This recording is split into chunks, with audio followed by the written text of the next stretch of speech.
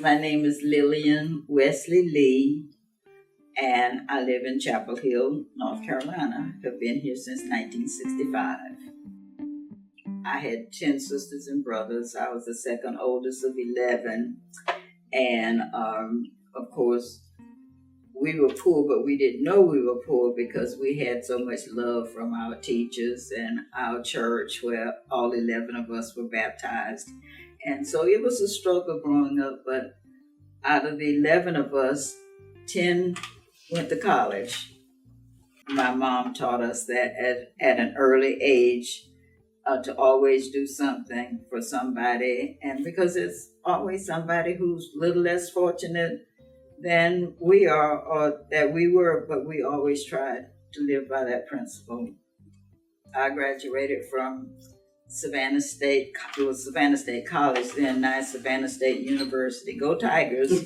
And it was a blessing to have Savannah State in Savannah, because had it not been for that, my older sister and those of us who went to college would not have been able to go to college because of the cost. When I graduated from high school, I got a $100 scholarship, and that took care of that. We loved all of our teachers, Miss Wade in first grade, Miss Lewis in second grade, Miss Taylor in third grade, Miss Wade in fourth grade, Miss Jenkins fifth grade, Miss Taylor sixth grade. And they inspired us to be the best that we could be. They would not accept anything other than what they thought was the best. And we had that same kind of challenges at home from Mama and Daddy. And we knew that we'd better do what we were supposed to do in school, or Lord help us when we got home. If we had more Black teachers now in school, that our kids would do better if they would listen to them the way we listened to G.G. Clemens and R.D. Smith and people like that who really made a difference in our lives.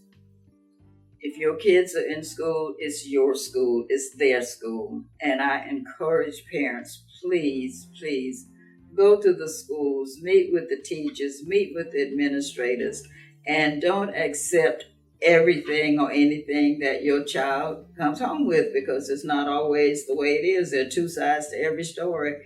And I just think more involvement from parents will make a big, big, big difference in the way things are going for our kids in schools, particularly African American students and students of color.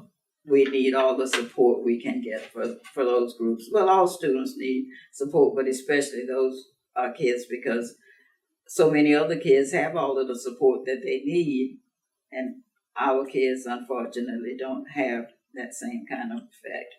In 1965, the Chapel Hill Carrboro City Schools included the hospital, and there was a need for the hospital school for kids who were long-term patients to keep up with their education.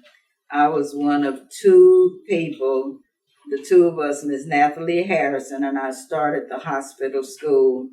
And it was just the two teachers, and we had a lot of support from the League of Women Voters who volunteered to help us.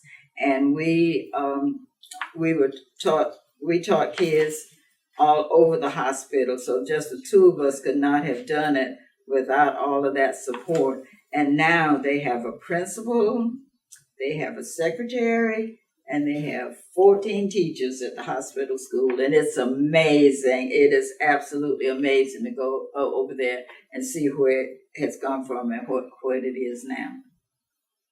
I'd like to congratulate this young man for doing a really good job. And Lori, I can never, ever thank you enough for all that you do for Chapel Hill. And you've been doing that all your life, and you had no choice. Well, you inspired me, and I have people like you pushing me to take risks. And I was about to say, you had no choice because your mom was Dolores Clark, and Rebecca Clark was into you, so you had no choice but to keep moving. And we need more young people like you to be more involved, because there are a lot of young people around who grew up in Chapel Hill and they aren't doing what you're doing. And I just think, what can we do to pull them in and grab them in and say, look, you got to get this and you have to do this or that to make a difference.